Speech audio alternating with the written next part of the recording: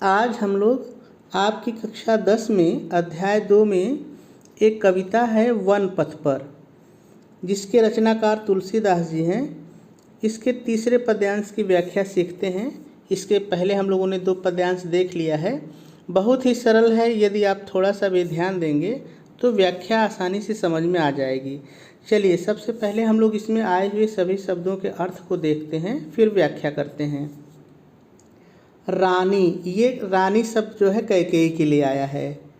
मैं वही रहेगा। जानी मतलब जान गई। अजानी मतलब अज्ञानी। महा वही रहेगा। पवि माने वज्र।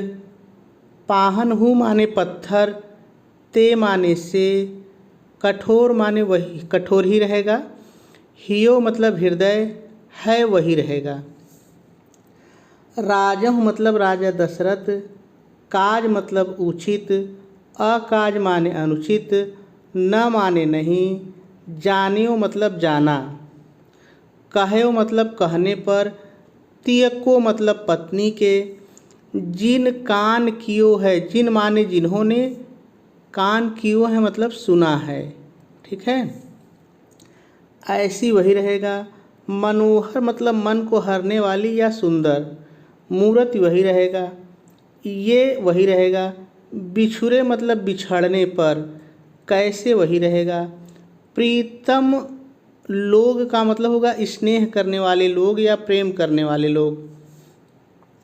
जियो है मतलब जिंदा हैं। आँखिन में आँखों में। सखी वही रहेगा। राखिबे जोग मतलब रखने योग्य या बसाने योग्य। इन्हें वही रहेगा। किमिकै किस कारण से या क्यों। वनवास जंगल वनवास।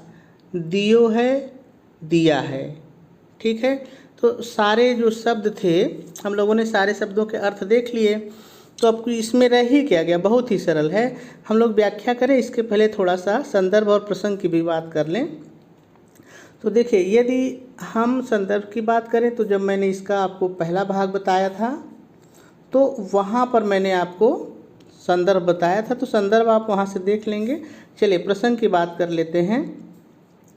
आप प्रसंग हेडिंग डालेंगे और लिखेंगे, प्रस्तुत पद्यांश में गांव की स्त्रियों द्वारा रानी कैकेयी और राजा दशरथ को किस तरह से अज्ञानी और कठोर हृदय वाला कहा है, इसका बहुत ही सुंदर वर्णन किया गया है और आपका जो प्रसंग है वो पूरा हो जाएगा।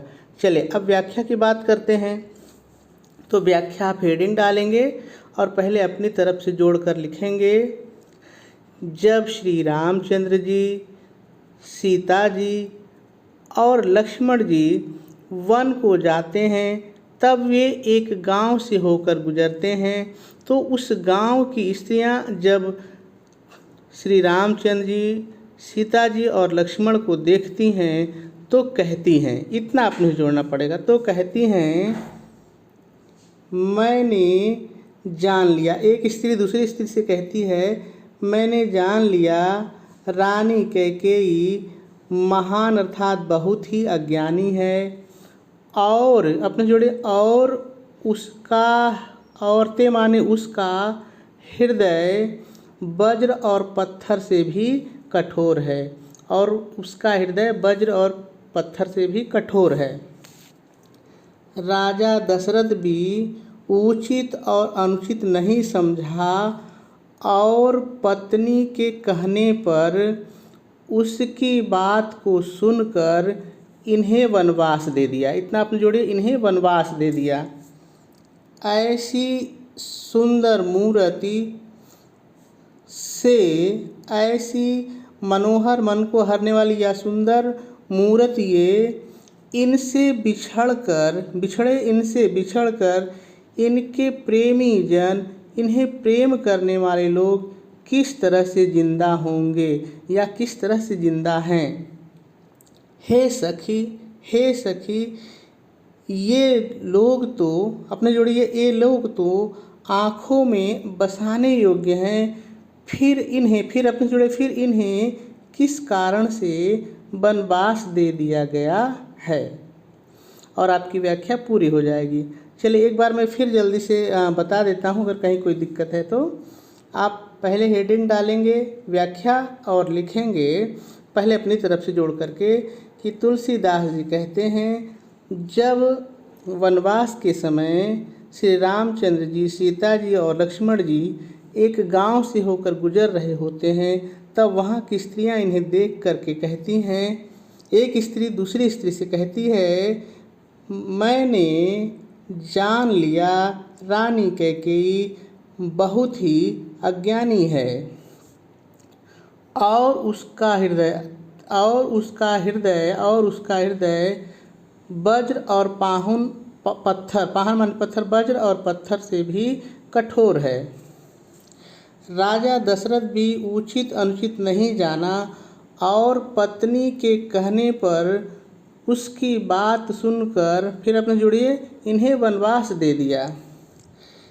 ऐसी अर्थात इतनी मनोहर मूर्ति है ये कि इनसे अपने जुड़े इनसे बिछड़कर इनके प्रियतम लोग किस तरह से जिंदा होंगे।